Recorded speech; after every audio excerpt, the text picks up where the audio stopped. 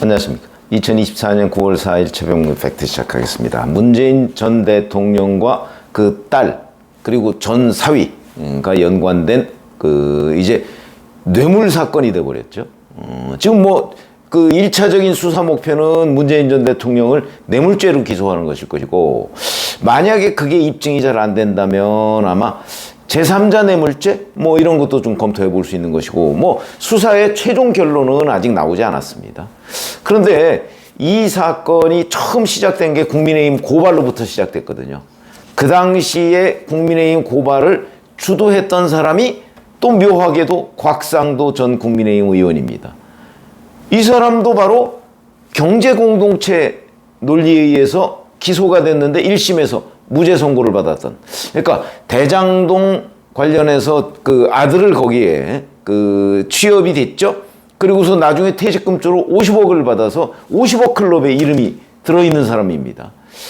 그래서 이제 곽상도 전 의원의 주장을 과연 믿을 수 있느냐 이렇게 얘기를 할 수가 있지만, 어제 중앙일보가 인터뷰를 해서 보도한 내용을 보면 상당히 주목할 만한 대목이 많이 있다. 수사가 왜 이렇게 미진했느냐는 거와 이 사건의 성격 이런 것들이 명확하게 다 드러났다. 이런 부분을 설명을 하고 있는데 상당히 사실로 보여서 제가 소개를 해드리려고 합니다. 자, 우선 곽상도 전 의원은 검사 출신입니다. 이재명 민주당 대표하고도 친합니다.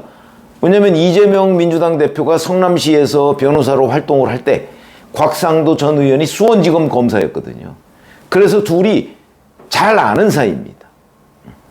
자, 그런데 이거를 제보하게 된 경위에 대해서 중앙일보가 이렇게 설명하고 있습니다.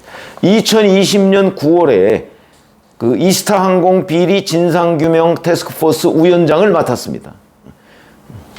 자, 그래서 그때 자기가 고발하게 된 게 이렇다는 거죠. 이스타항공 창업주인 이상직 전 의원이 2018년 3월에 중진공 이사장에 문재인 대통령에 의해서 임명이 되고, 같은 해 7월 이상직 전 의원이 그 항공업 경력이 전혀 없는 문재인 전 대통령의 사위 서 씨를 자기가 실소유하고 있는 타이이스타젯에 전무로 취업시켰다. 이게 대가성이 있지 않느냐? 이렇게 이제 고발장을 낸 겁니다. 근데 이제 제가 보면 당시에 민주당에서는 타이이스타젯하고 이스타항공하고 관련 없다.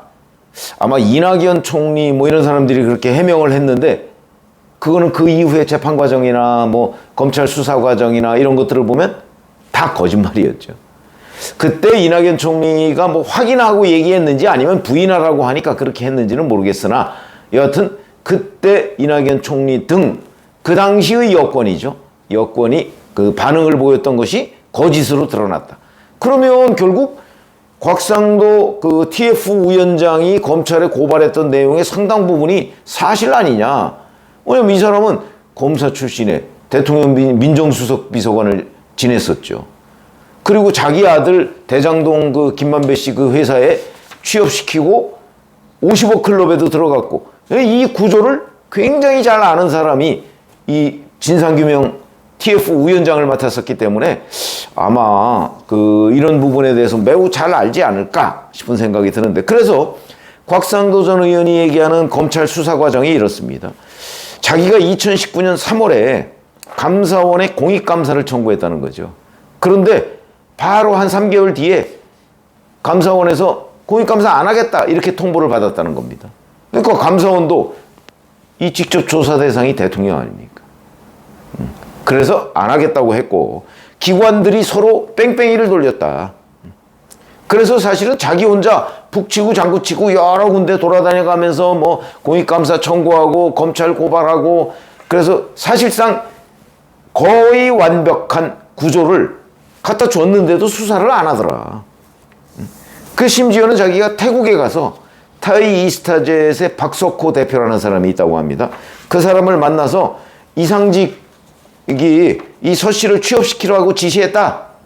이런 녹음까지 해오고, 회사 등기부, 거기다가 이스타항공하고 타이이스타젯 관계를 뒷받침하는 자료, 이런 걸 다 찾아서 고발장을 만들어서 전주지검에 이 사람 표현은 이상직을 갖다 바쳤는데 그런데도 수사를 안 하더라. 이건 이제 문재인 정부 검찰입니다. 그래서 이제 전주지검에 자기가 고발인 신분으로 2번을 갔는데 처음 갔을 때는 부장검사만 만났고 그러니까 그건 그냥 뭐 티타임 정도로 끝났고 2번째는 아예 문전박대를 당해서 민원실에 서류만 내고 왔다. 근데 하나도 수사 안 했다. 이런 얘기를 하고 있는 겁니다. 여기까지의 과정을 곽상도 전 의원이 쭉 설명을 했는데 상당히 일리 있어 보이고 그리고 그 당시에 곽상도 전 의원이 조사했다는 내용이 보면 지금 검찰 수사 내용과 다르지 않습니다. 똑같습니다. 그러면은 곽상도 전 의원이 중앙일보하고 인터뷰한 내용이 이 사건의 전개 과정이 딱 맞고 그 다음에 전주지검이 문재인 정부 시절에 왜 이 사건을 수사 안 했는가 하는 것도 곽상도 전 의원의 말이 맞는 것 같다. 그 곽상도 전 의원이 이 사건의 성격은 대통령이 사적인 이익을 추구하기 위해서 관직을 팔아먹은 사건이다. 이렇게 규정하고 있습니다. 지금 그러니까 곽상도 전 의원이 조사한 내용과 지금 검찰의 수사 내용이 대부분 다 일치한다고 그랬죠. 그래서 이게 만약에 사실로 드러나면 곽상도가 사건 성격을 규정한 그 내용하고 똑같아지는 거죠. 관직을 팔아먹은 사건이죠. 이렇게 되는 거고요. 자, 그러면 이제 본인이 이 내용을 잘 아니까 문재인 전 대통령을 뇌물죄로 과연 기소할 수 있겠느냐? 이 부분에 대해서 곽상도 전 의원은 이렇게 얘기합니다. 직무 관련성이 100% 인정될 수밖에 없다. 이렇게 얘기합니다. 그 근거는 문재인 전 대통령 부부가 딸 다혜 씨 부부한테 계속 생계비를 지원해 줬기 때문에 부녀가 경제 공동체라는 점, 그 다음에 중진공 이사장에 임명됐던 이상직 전 의원이 문재인 전 대통령 사위를 자기 회사에 취업시켜서 보답, 이게 이제 대가성이 있다는 점, 이 2가지를 근거로 들었습니다. 이것도 상당히 일리가 있는 분석이다. 저는 이렇게 생각합니다. 근데 이제 다만 검찰이 문재인 전 대통령 부부의 계좌 추적을 하고 있죠. 이 계좌 추적에서 2018년 3월에 중진공 이사장에 임명되고 7월에 이제 사위 서 씨가 타이스타드에 취업을 했는데 이 전까지 계속해서 문재인 전 대통령이 생활비를 지원해 줬다는 게 입증이 돼야 됩니다. 지금 언론 보도를 보면 어느 정도 입증이 된 것으로 보이는데 계좌 추적에서 뒷받침이 돼야죠. 정기적으로 돈을 줬다든지 가끔씩 용돈 주는 건 있을 수 있죠. 그러나 용돈 주는 걸 가지고서 경제 공동체다 이렇게 얘기하기는 어려울 거거든요. 그게 아니고 정기적으로 뭐 계좌로 송금을 해준다든가 아니면 뭐 그 돈을 준 흔적이 나와야 되는 거죠. 이거는 나온 것으로 보이는데 아직 명확하진 않습니다. 아마 계좌 추적을 하면 금방 확인을 할 수 있을 것이다. 그 상태고 취업시켜주고 이제 그때부터는 생활비 지원 끊고 그리고 2020년 4월까지 취업을 했는데 그 이후에 생활비를 또 줬다. 그게 이제 김정숙 5천만 원일 가능성이 있죠. 이게 뭐 이제 윤건영 의원에 따르면 2022년 일이라고 하는데 어쨌든 그 이후에 생활비를 계속 줬다.